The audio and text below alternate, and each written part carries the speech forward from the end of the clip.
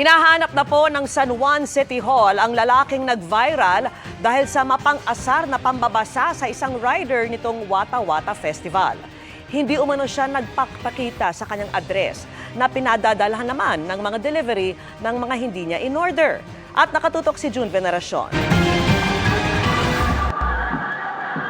Sa dami ng mga nakisali sa basaan ng piyesta ng San Juan,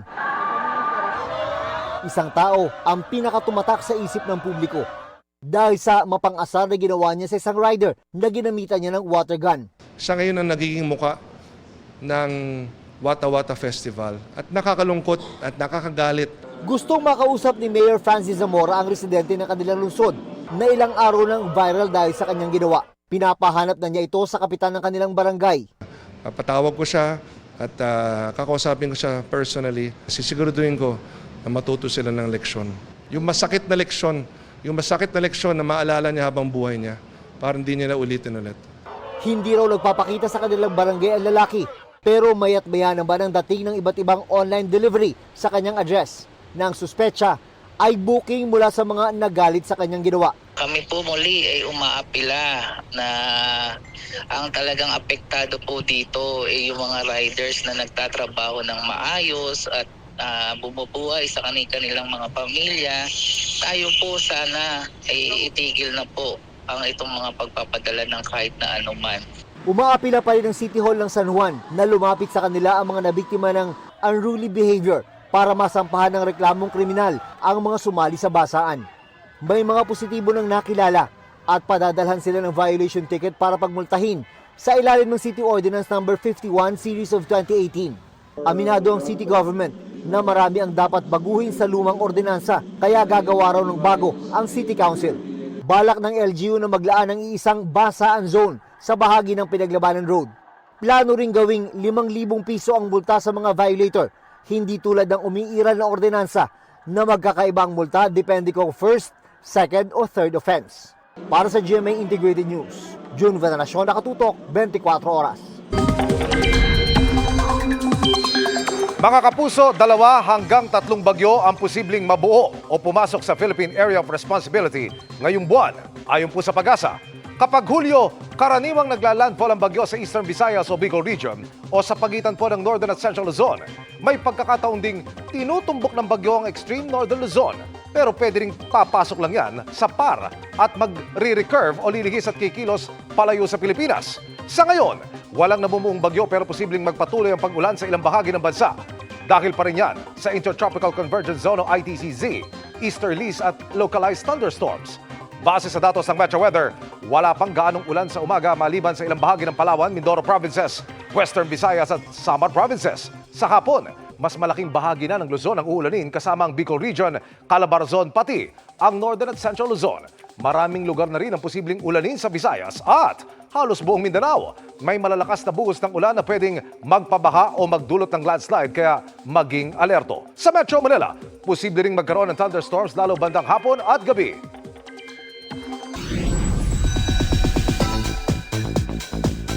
Espesyal na Monday, chikahan mga kapuso, dahil live natin kakumustahin ang mga bida ng mystery drama series na Widow's War na mapapanood na mamaya.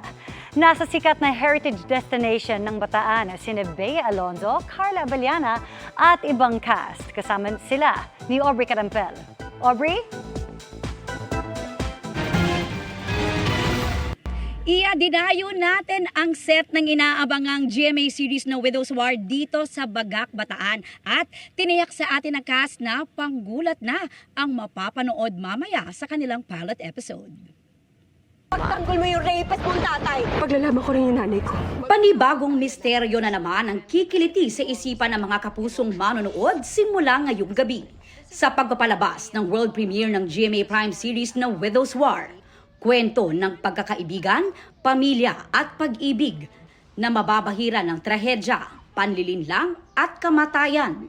Sa trailer pa lang ramdam na ang iba't ibang feels ng murder mystery series. Kaya naman very proud ang dalawang bida ng serye na sina Bea Alonzo at Carla Abellana na gaganap bilang sina Samantha at George. Matalik na magkaibigan pero magiging mortal na magkaaway. I guess what I like about this show is parang nag-come together lahat ng elements that would make a good show. Like stellar cast, and then good cinematography, good direction, good storytelling and direction from Direk Zig, and our creative team. Bukod dun sa mga away nila, catfights nila, sampalan, bardagulan, lahat. I guess yung bawat sikreto ng mga characters kasi walang malinaw na good and bad eh. I would say lahat ng characters gray, may tinatagong sikreto. Nagbabalik din sa GMA Prime si Miss Jean Garcia sa kanyang natatanging pagganap bilang si Aurora Palacios. Back to very madam role daw si Jean, kaya dapat daw abangan ang kanilang mga confrontation scene. Kakaibang madam to ha. Medyo iniba namin even yung clothes ko. Na-inspire ako tapos na-challenge. Gagampanan naman ni Rafael Rosel ang papel ng anak ni Aurora na si Paco Palacios na misteryosong mamamatay sa serye. Maging ang cast hindi pa rin daw alam kung sino ang sagot sa tanong na who killed Paco Palacios.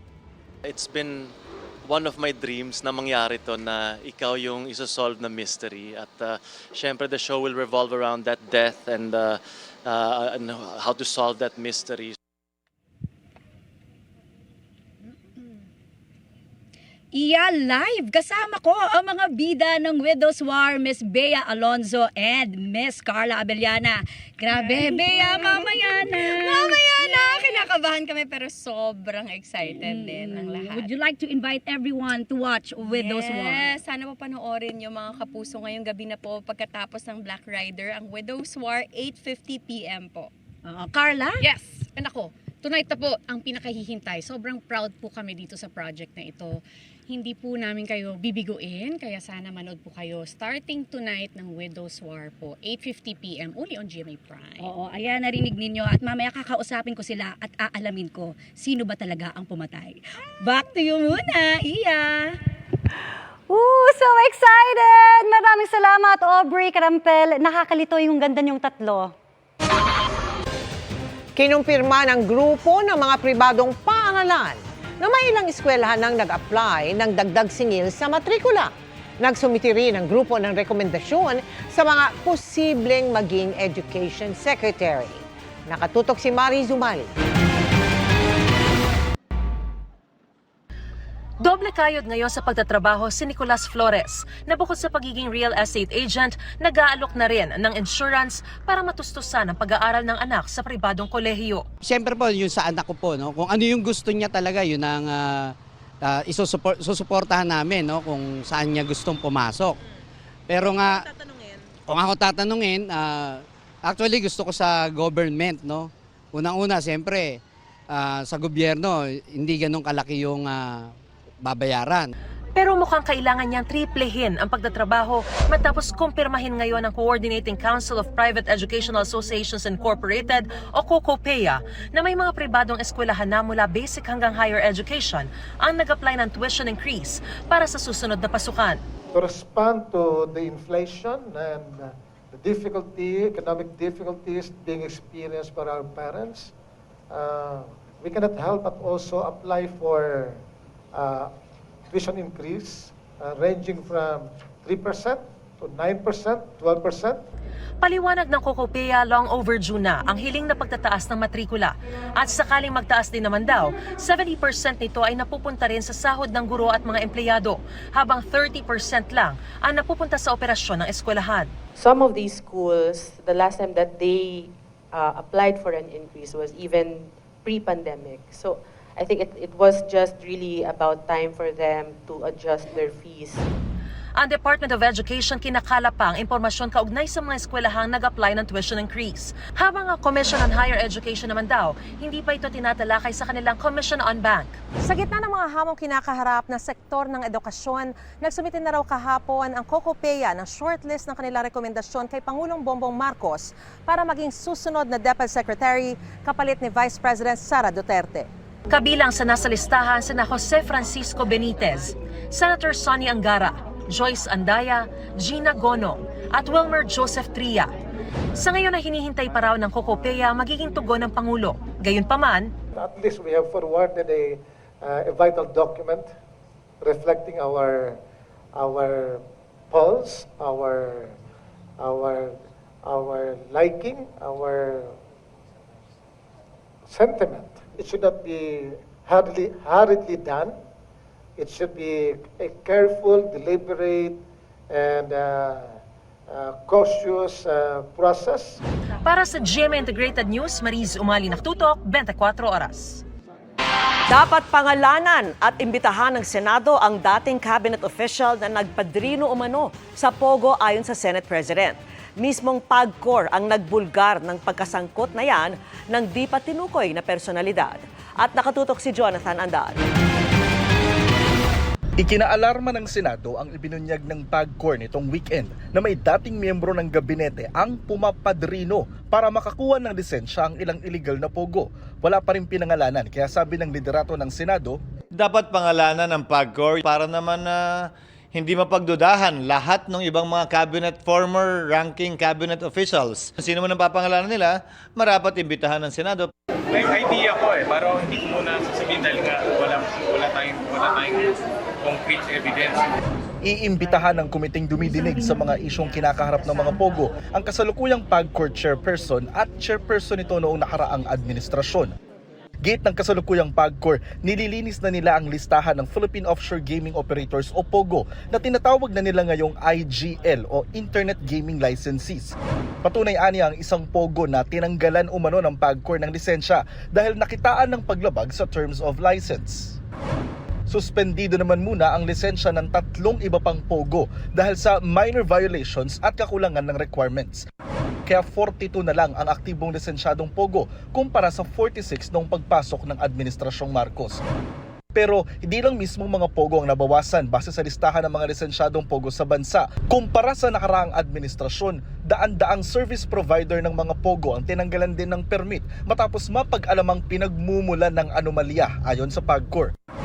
Pero kahit mas kaunti, mas marami umano nakokolektang bayad ngayon kumpara noong nakaraang administrasyon dahil yan sa buwanang admin fee na wala umano noon. Pati guarantee fee, mga kita mula sa mga service provider ng POGO at kita mula sa special class BPO ng mga POGO o yung nagsisilbi nilang call center. Inaasahan ng PAGCOR ngayong taon na makakakolekta sila ng 6.5 billion pesos mula sa IGL at natitirang service providers. Para sa GMA Integrated News, Jonathan Andal, nakatutok, 24 oras.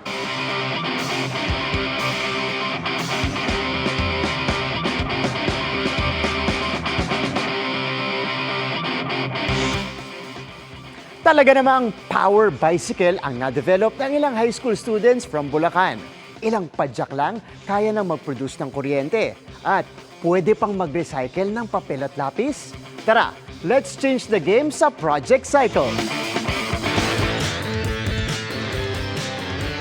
School materials na gawa sa basura at simpleng bisikleta na kayang lumikha ng kuryente at may wifi signal. 3 problems, 1 solution. Kaya yan ang Project Cycle na brainchild ng senior high school students from Bulacan. Why not recycle po kung ano pa yung meron po tayo to not only help the environment but also the students like us. Gawa sa ilang controller, motor at touch sensors. Kayang i-convert ng Project Cycle ang mga gamit ng papel at water lily.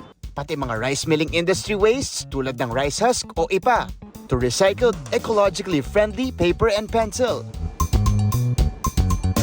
Sa Project Cycle, goodbye na rin sa fuel-powered machines at electricity dahil cycling lang ang sagot sa makinang nakakabit sa likod ng bike na kayang mag-supply ng internet at enerhiya to gadgets. Anytime, anywhere. We actually attached a motor in the wheel of the bicycle. So parang while cycling around, we were able to create energy from kinetic that can be converted into kinetic and mechanical energy. Sisimulan po natin yung Project Cycle with some wheel-on-wheel action. Dahil dito po, nagke-create siya. Dito siya nagge-generate ng power to convert it to electricity. Napapower nila itong Wi-Fi modem. Kaya nagiging walking or moving Wi-Fi itong Project Cycle. At the same time, dahil marami tayong power na nag-generate, pwede rin pong maging charging station. This is only the beginning for Project Cycle. Lalo't ongoing pa rin sila sa pagpapatent dito. We would like to explore more on the other materials that we can use. Sa bike naman po, we are planning to make it more stable so that it would reach more places. Mga kapuso, ongoing na ngayon yung blending process natin dito sa Project Cycle. So nilagay na natin yung main ingredients / materials natin dito. Pagkatapos po ng sifting tsaka drying steps natin dito sa Project Cycle, ito na po yung kalalabasan niya. Meron na tayong recycled paper. Ito naman yung side na gumagawa ng recycled pencil. So it still starts here at the top. Diyan po nagsisimula yung blending process natin. Pero iba yung materials na ginagamit natin. Kung kanina, water lily at recycled paper, dito naman po, ang ginagamit natin ay ipa or rice husk kasama ng used paper with water. Pag okay na yung consistency niya, napupunta siya dito sa ating funnel or embudo. So yung embudo na po yan, siya ang maglalagay dito sa mga pang-mold natin ng pencil. Mga kapuso, it's another impressive invention from our high school students that can create recycled school materials and generate internet and electricity. Prototype pa lang or mas maliit na version pa lang, nakaka-achieve na siya ng ganitong mga bagay. Paano pa yung mas malaking version or yung upscaled version nito? Para sa GMA Integrated News, ako si Martin Javier. Changing the game!